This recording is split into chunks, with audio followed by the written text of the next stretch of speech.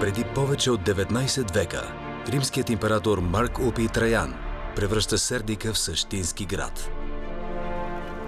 След опустошаването на Сердика от варвари, император Марк Аврелий и сина му Комод решават да укрепят града и издигат крепостни стени. Те са съобразени с планировката на Сердика, която се състои от улици, пресичащи се под прав ъгъл, затова имат форма на правоъгълник. Височината на стените е достигала около 10-12 метра, а на колите до към 15 метра. По-късно стените са разрушавани и отново строени няколко пъти.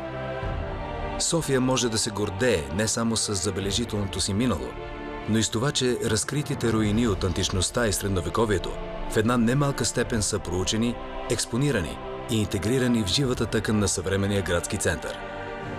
Западната порта при католическата църква Свети Йосиф. Част от трасето на Северната стена, близо до Софийската градска баня